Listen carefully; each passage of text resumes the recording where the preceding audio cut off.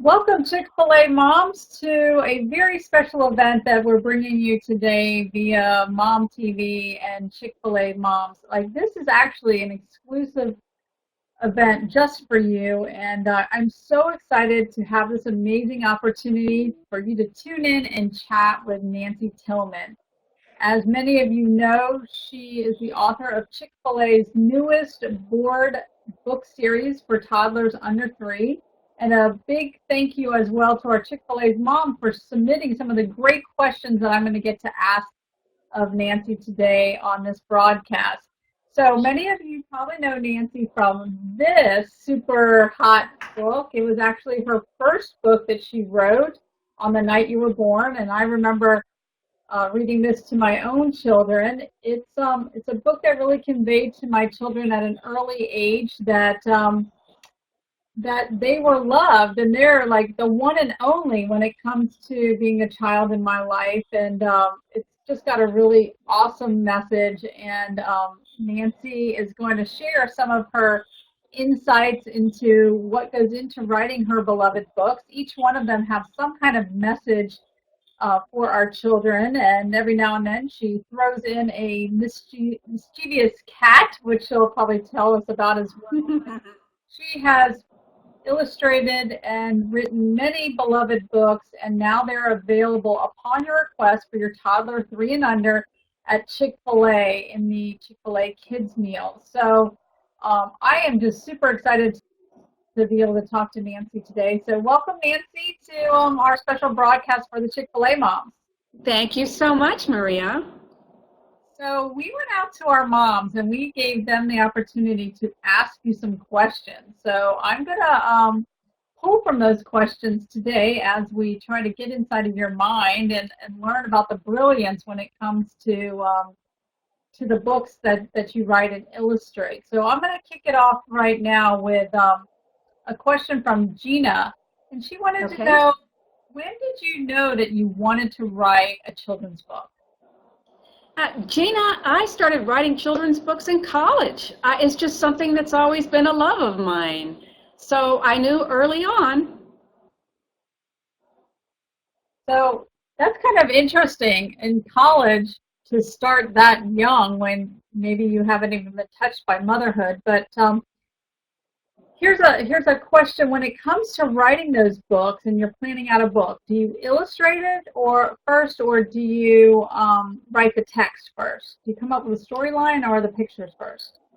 Well, I come up with the concept first. That's the most important thing. And the text is really hard to write because it's generally 350 words or less and rhymes. But it's just the germ of the idea is what I have to have first. I do a rough draft of the text, and then I begin adding illustrations. So when you say concept, do you mean, what are you thinking about there? Are you thinking about the lesson that you want to portray, the theme of the story? What goes into a concept? A theme, I think. You know, the crown on your head was about the idea that children all have crowns on their heads, and Comfort, one of his books, was about not being able to say you're sorry. So there's generally a theme that runs through each one. But the bottom line takeaway on all the books is you are loved no matter what.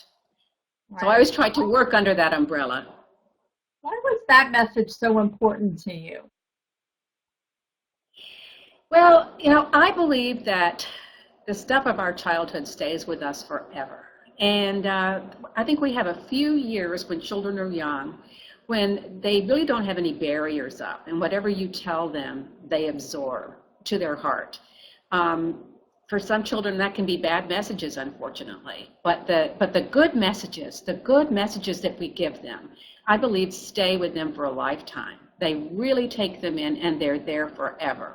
So getting that message of love, parental love, into a child is what was so important to me. Well, let's shift our attention to your art ability and your talents in that area. Julie Big Boy wanted to ask you, what is your background in art, and are you educated in it, or is it a natural born talent? Well, I'm not educated in it, but it's something that I've done since I was little. I used to have art shows when I was 12 and 13. It's just something I've always loved. Wow, that's amazing. So, are you a mom yourself, or do you get your inspiration from your own children or from others? I am a mom myself. Now, my babies, that'll always be my babies, are 26 and 30 years old now. I actually have a little granddaughter now who just turned 1, whose name is Bonnie Jane Tillman. But yes, my children, I think about them every time I write a book because they will always be my babies. They're rolling their eyes right now. But I'm sure all you moms understand. Right. So, do they have they memorized your books, or do you read them once and not read them again to them? I think my children are very proud of me for my books, and they know that the messages are for them.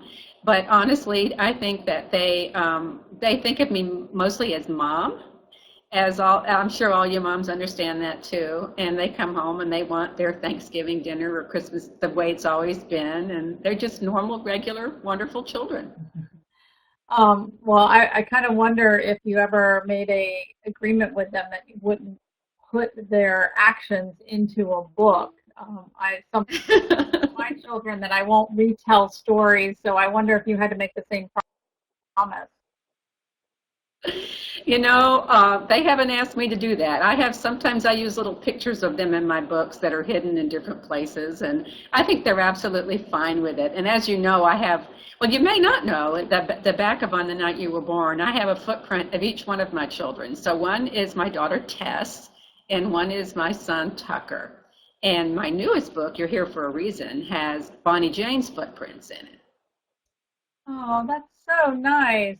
I know I get a little frustrated when I write a book and I put a beautiful dedication to my children, and then later on I'm like, did you read the dedication? And they're like, Mom, you've written I so know. many. Why do I need to do I know, because you're mom first. You're mom. That's right. That's right. So, we have an interesting question from Stephanie. She wanted to know what was your favorite book as a child? You know, when I read that, the first book that popped into my mind was Harold and the Purple Crayon. I always loved that. I still love that book. It's just you can do anything with your imagination, anything. I think it empowered children. I loved it. So you just mentioned a book that a lot of moms will buy another mom as a baby shower gift or a welcome home gift. How does it feel to know that one of your books, because I remember when I gave birth to one of my children, someone gave me a copy of your book On the Night You Were Born, and I just wonder, how do you feel that your book, like a Boy in a Purple Crayon, is something that's given over and over and over again with so much love from one mom to another? Like, it's a must-have, and that's a pretty important, I guess, moment of validation. I feel incredibly blessed to be a part of someone's childhood, anyone's childhood. And I've always said that I try to give parents words to say what they already feel for their children. So if I'm able to be a part of that in any measure at all, it is very humbling and gratifying to me. Okay, so Nancy, we have a question from Denise, which is a pretty deep question, but I've never really thought of it the way Denise has. Love is an extremely powerful connection, Denise says. How are you inspired to convey such a deep feeling to children? Oh, wow, Denise, that really is a hard question. As I said before, I just think it's the most important message we can give to our kids. And you have this small window where it goes in and it stays. You can certainly tell them that the rest of their lives, but those first few years are so important. I can't think of anything more important than a child feeling unconditionally loved. I just can't. Yeah, absolutely. Does that answer your question? That's a tough, yeah. I know that was a little tough question there. So Elizabeth wants to know, how do you prepare yourself? Do you do anything in particular when you know you're going to sit down and write a new book? Do you do anything to prepare yourself? Well, I just pray that I can give a message that is true and authentic that will really resonate with parents and children and be meaningful in their lives. So, like, when you get an idea for a new book, let's say you're driving down the street and you get an idea. Do you pull over and jot it down? Or, I mean, do you have hundreds of ideas before you get to the point where you sit down and write it? I do have lots of ideas. Of course, everything has to go through the publisher and what they feel is good for the market at this point, because I could have a go-to-sleep book at a time when there's so many out there that it may not be the best time. There are things like that. But I have lots and lots of ideas that I jot down, and then trying to fill them out is the tough, but the fun part, the challenging part. And Lisa wanted to know, speaking of publishers controlling and having their say in what you write, how many times were you turned down by a publisher in the past? And do you get to look back and say, wow, they turned me down, but I did it anyways? Well, I got in a very unusual way in that I self-published the first book. And I had a greeting card line at the time, and I had a gift distributor who took the book and put it into gift stores. And then I found a distributor in New York who also put it into Barnes & Noble and Powell's, and I did that all myself. And I would say to anyone who wants to follow that, there's a specific book called Dan Pointer's Self-Publishing Manual, and I followed it to a T. He's a brilliant guy. I've been to his seminars. If you're willing to do everything that it says, it's a possibility for anyone. And that's so exciting, because I know that so many moms have really great ideas in their minds, and they have aspirations of publishing. Are you there, Maria? Yes. And so, what about older children? Have you ever wanted to write for older children? No, my heart is with the young ones. My heart is with the young ones. So why do you choose to use animals as your main character? Stephanie Kelsey would like to know the answer to that question. Hi, Stephanie. I love animals. They're just part of the wonder of the world, and I'm always trying to paint illustrations that show the world as it is with a little wonder added in. And most children dream of having animal friends, so I just like to put them in situations with animal friends in wide open spaces too that they may not be able to access in their real life. It's harder and harder nowadays, but they're always safe in my books, on the back of a hippo or riding on a giraffe. So you do have some pretty exotic animals, a hippo, a giraffe, and polar bears, which is my daughter's favorite. Polar bears? Yeah. Sarah Trout would like to know, how do you decide which animals you're going to put in your books? Well, Sarah, a lot of it has to do with the composition of the illustration. But I also want to make it an animal that is friendly to children, that children can imagine wanting to cuddle with, that they can imagine as a plush, for instance. But a lot of it has to do with composition. Sometimes I may try several different animals in an illustration and just see which works. Okay, well, I'm trying to figure out cuddling with this frog right now. That's true. You can't. Well, you know what? I bet there's plush frogs somewhere, but that's just a creature that I think I kissed a lot kids of love. Not my friends. So I know that you had 2 children, which kept you very busy, and you were a writer at the same time. One mom would like to know, what is your best tips for busy moms in connecting with their children? I tell you what, I would say make a moment and help your child remember that moment.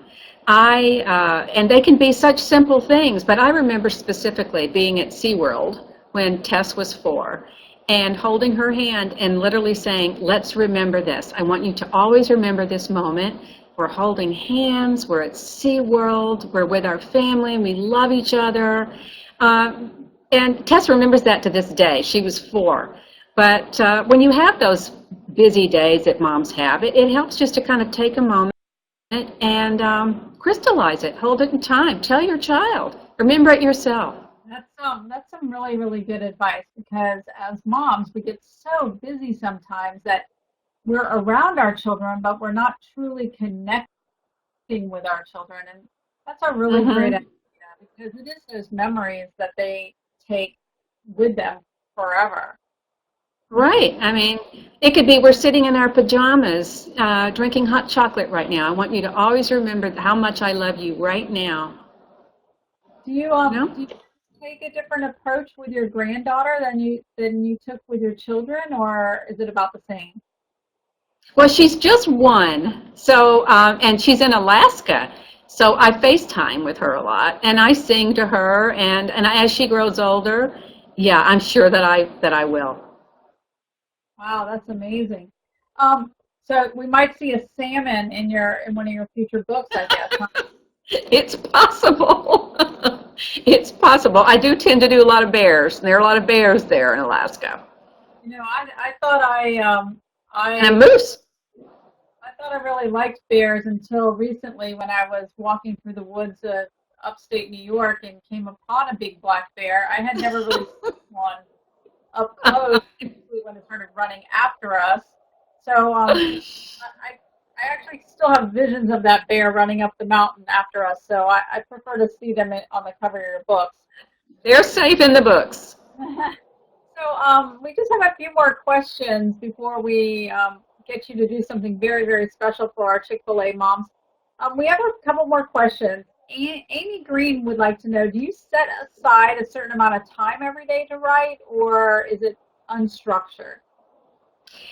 Amy, it's pretty structured when I begin because I can't move forward with the book, which I have deadlines for, until I'm able to finish the text. Even though it's about 350 words, it generally takes me a good 2 to 3 months to get that down. And yeah, I pretty much do nothing but that every day until I'm done with it. Sometimes you have to put the idea under the bed for a while and go take a walk with the dogs or something, just because you look at it for so long that you can't see it anymore. But that's pretty much what I do. So our next question actually comes from a mom of twins. Tara has a question. When you write your books, do you write them for the mother reading the book or for the child? Because Tara seems to think you melt the hearts of the parent, but you still captivate the attention of the child. And since she has two of them, you're captivating both children.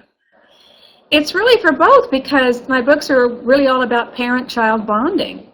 And as I've said earlier, it's about giving parents words to say what they feel for their child. Well, then the child hears that and takes that in. So it's absolutely for both. So I'm really delighted that you shared some of your time with us, Nancy. And I have to ask the final question. How excited are you to be partnering with Chick-fil-A? I'm so excited to be partnering with Chick-fil-A. You know, Chick-fil-A was a part of my childhood. I'm from Georgia, so I've known Chick-fil-A my whole life.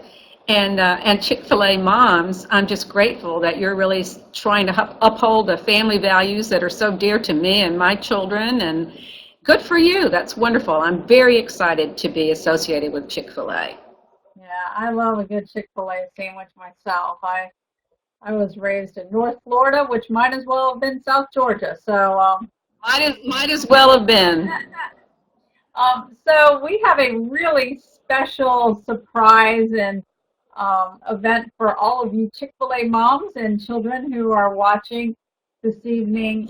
You should have received in the mail as a thank you gift for all of your support to Chick-fil-A a copy of this beautiful board book from Nancy.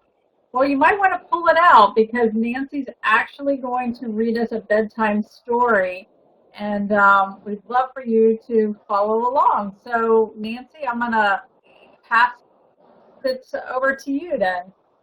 All right. All right, moms and your children, I'm so sorry that I cannot be there with you right now in person, but this is kind of a fun way to get together. I'm holding this book up for the children because I want you to know why these polar bears are dancing. Why do you think? They're dancing to celebrate the night you were born because there's no one like you in the entire world and there never ever will be. As I read this book to you, just as I do when I'm at stores, I'm going to ask you to do some things for me. I'm going to ask you to whisper your name out loud. I'm going to ask you to wiggle your toes. Moms, I'm asking you to wiggle your toes as well. And there's a place where I'm going to ask you to smile at your mom, just as big as you can. So let's get started. On the night you were born, the moon smiled with such wonder that the stars peeked in to see you, and the night wind whispered, "Life will never be the same," because there had never been anyone like you, ever in the world. So enchanted with you were the wind and the rain that they whispered the sound of your wonderful name. The sound of your name is a magical one. Let's say it out loud before we go on. Can you say your name out loud? If you whisper it, it sounds like the wind. You know what happened to your name then? It sailed through the farmland, high on the breeze, over the ocean, and through the trees, until everyone heard it and everyone knew of the one and only ever you. Not once had there been such eyes, such a nose, such silly, wiggly, wonderful toes. In fact, I think I'll count to 3 so you can wiggle your toes for me. 1, 2, 3. Are you wiggling? When the polar bears heard, they danced until dawn. From faraway places, the geese flew home. The moon stayed up until morning next day, and none of the ladybugs flew away. So whenever you doubt just how special you are, and you wonder who loves you, how much and how far, listen for geese honking high in the sky. They're singing a song to remember you by. Or notice the bears asleep at the zoo. It's because they've been dancing all night for you. Or drift off to sleep to the sound of the wind. Listen closely. It's whispering your name again. If the moon stays up until morning one day, or a ladybug lands and decides to stay, or a little bird sits at your window a while, it's because they're all hoping to see you smile. Can you give your mom a big smile? For never before in story or rhyme, not even once upon a time, has the world ever known a you, my friend, and it never will, not ever again. Heaven blew every trumpet and played every horn on the wonderful, marvelous night you were born. You are loved. And that's the end of this book. Wow.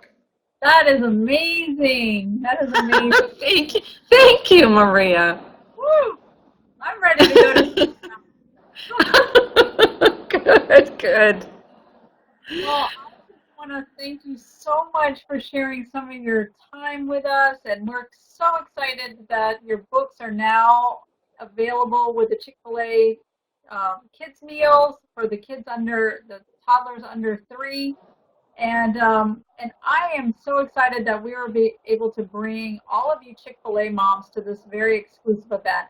You know, that's what I love so very, very much about Chick-fil-A and their moms program is that, number one, it's run by moms like yourself, and we're really, really excited that Amy has had her second baby, and she's a part of making Chick-fil-A's mom group such an important and special group, and also the moms behind and the dads behind the Chick-fil-A kids meals really do care about your children and your relationship with your children. So we're very excited that we were able to do this for you today, and please remember that you can find Nancy's books now in the kids meals upon request for children under 3.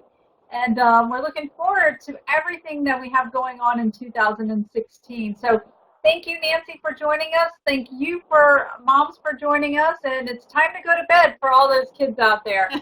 Okay. All right. Thanks, Maria.